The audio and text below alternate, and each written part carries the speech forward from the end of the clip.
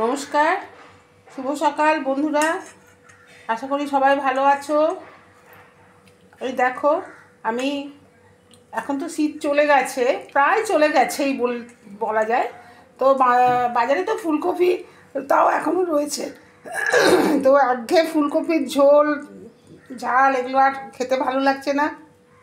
তাই ভাবলাম ফ্রিজে একটু ফুলকপি রয়েছে, আমি একটু ভাবলাম কিছু তো নতুন কী করি না করি ভেবে ভেবে তারপরে একটু মালাইকারি করি। হ্যাঁ, তোমরা মালাইকারি খেয়েছো? আমি জানো তো একটু মালাইকারি করে করছি, দেখো কেমন হয়। হ্যাঁ, আশা করি তোমাদের সবার ভালো লাগবে। হ্যাঁ, ভালো লাগবে তো। দেখো, এই দেখো আমি কি নিয়েছি। এই দেখো ফুলকপিগুলো এইভাবে কেটেছি।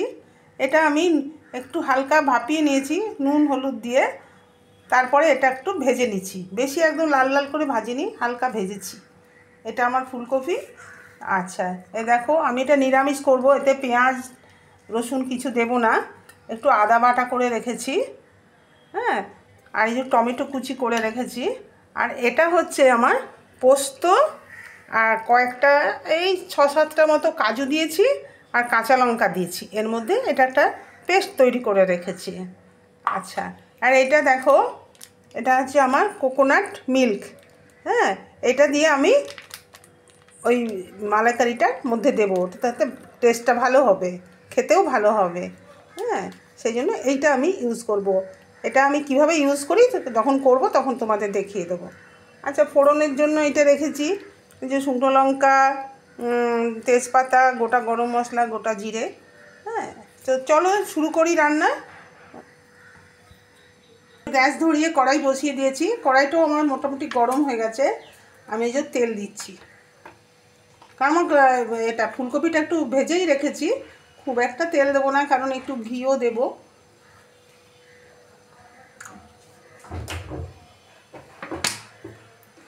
তেলটা গরম হওয়া পর্যন্ত একটু অপেক্ষা করব।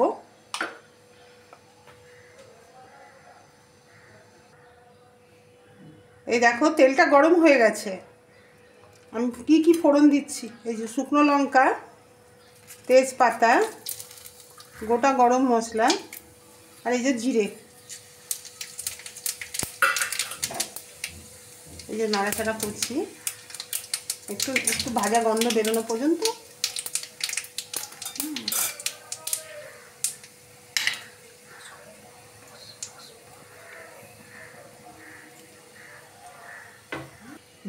এরপরে টমেটোটা দিয়ে দিলাম।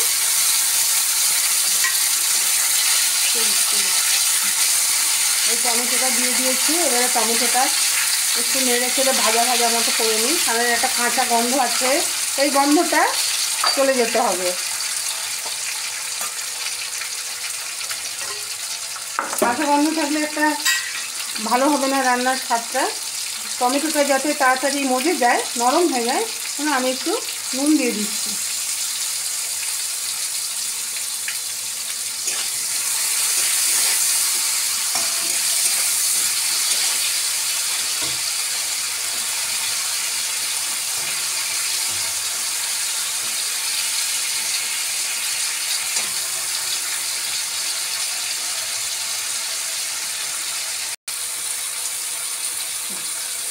এই দেখো আমার টমেটোটা সুন্দর হয়ে গেছে, নরম হয়ে গেছে।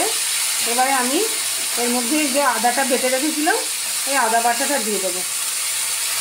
তোমরা আদার সঙ্গে কাঁচা লঙ্কাটাও বেটে রাখতে পারো, কিন্তু আমি আদার সঙ্গে কাঁচা লঙ্কাটা বাটা আমার মনে ছিল না, তাই বাটিনি আমি, সেই জন্য ওই পোস্ত আর কাজুর সঙ্গে বেটেছি। তোমরা চাইলে এই আদার সঙ্গে কাঁচা লঙ্কাটা বেটে নিতে পারো। আমি এখানে পেঁয়াজ রসুন ব্যবহার করছি না, এটা একটা পুরো নিরামিষ পদ বানাবো বলে। তোমরা পেঁয়াজ রসুন ব্যবহার যদি করতে চাও করতে পারো, কিন্তু আমি করছি না, আমি নিরামিষ করতে চাইছি। এটা নিরামিষটাই বেশি ভালো লাগে। ঠিক আছে, চলো এর মধ্যে আমি একটু কী কী মশলা দিচ্ছি দেখো। গ্যাসটা কমিয়ে নিলাম। এর মধ্যে আমি বেশি হলুদ দেব না, কারণ লাল লাল লাল লাল করবো না। হলুদটা বেশি দেবো না, একটু সামান্য দিলেই হবে।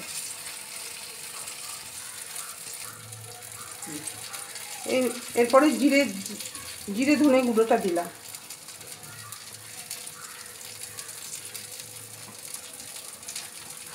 এরপরে আমি একটু কাশ্মীরি লঙ্কা গুঁড়ো দেবো। এটা তো একটু রঙের জন্য, একটু রঙটাও ভালো হয় আসবে। এটা ঝাল হয় না, এটা শুধু রং হয়। ঠিক আছে, তাহলে আমি এটাকে একটু কষিয়ে নেব। একটু জল দিয়ে দিই, হবে না। এই যে একটু জল দিয়ে মশলাটাকে কষাই, কারণ বলে তো পুড়ে যাবে, না হলে মশলা পুড়ে গেলে তার গন্ধটা ভালো হবে না, তরকারিটাও ভালো হবে না। হ্যাঁ, একটু জাস্ট আমি কষানোর জন্য দিলাম।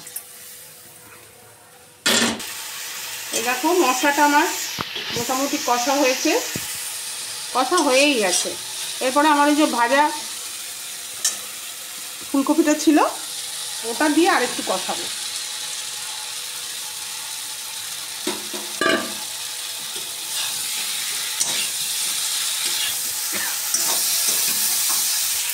এই দেখো আমি একটু চিনিও দিচ্ছি কষানোর সময়, একটু চিনিটা একটু দিলাম, মোটামুটি 1 চামচ মতো দিলাম, কারণ এটা যেহেতু মালাইকারি করবো ভাবছি, তো সেই হেতু একটু মিষ্টি মিষ্টি হলে ভালো লাগবে, ওই জন্য একটু 1 চামচ মতো চিনি দিলাম।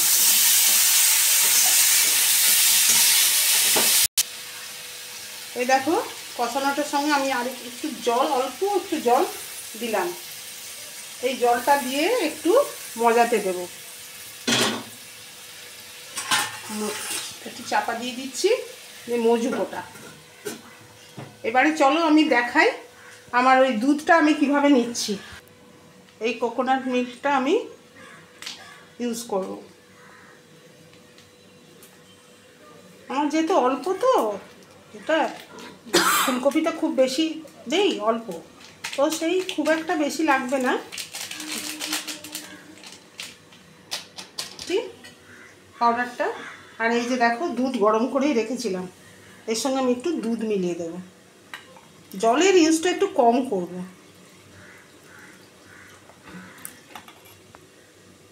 এটা আমি জল দিয়েও গোলাতে পারতাম, কিন্তু আমি জল দিয়ে গোলাই না, আমি একটুখানি দুধটা ইউজ করি। তাতে কী হবে, টেস্টটাও ভালো হবে আর খেতেও ভালো লাগবে।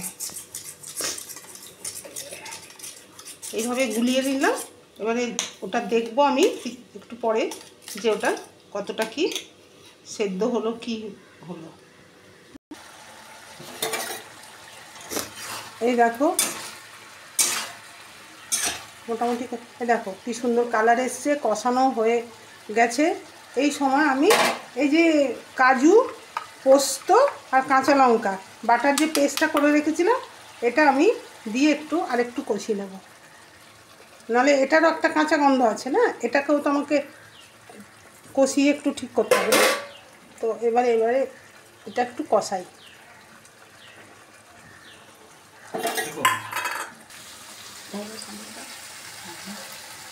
এই দেখো ওটা কাঁচা গন্ধটা চলে গেছে, কাজু আর পোস্ত। হ্যাঁ, রঙটাও দেখেছো, এইরকম রঙ হবে, এর থেকে বেশি লাল হলে ভালো লাগবে না। এখন গোল্ডেন কালার হলে দেখতেও ভালো হবে, তোমার খাওয়ার একটা ইচ্ছেও হবে মনে। হ্যাঁ দেখো কি সুন্দর হয়ে গেছে, আমার সেদ্ধও হয়ে গেছে, সব কিছু হয়ে গেছে। এবারে আমি ওই যে কোকোনাট মিল্ক আর দুধ মিলিয়ে রেখেছিলাম, সেটা আমি এর মধ্যে দিয়ে দেবো। বেশি আমি আর কিছু দেবো না, কারণ আর বেশি জল দেবো না, এটা একটু গ্রেভি গ্রেভি মতোই হবে। এবারে আমি ফোটার জন্য অপেক্ষা করব একটু। এই দেখো কি সুন্দর হয়েছে দেখতে, এরকমই গ্রেভি গ্রেভি থাকবে, কারণ কি কাজু আছে তো, একটু পরে এটা আরেকটু টেনে যাবে। এই যে আমি কসুরি মেথি নিয়েছি, কসুরি মেথিটা আমি এই হাতে একটু গুঁড়ো করে এর মধ্যে ছড়িয়ে দেবো।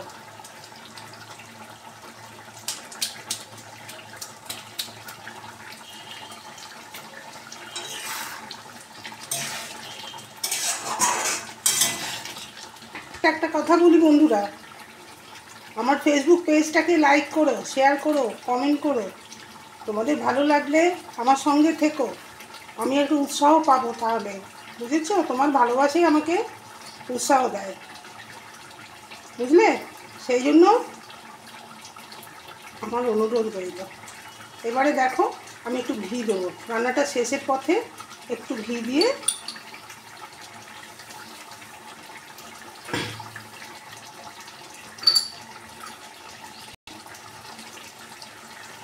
একটু ধনে পাতা ছিটিয়ে দিলাম।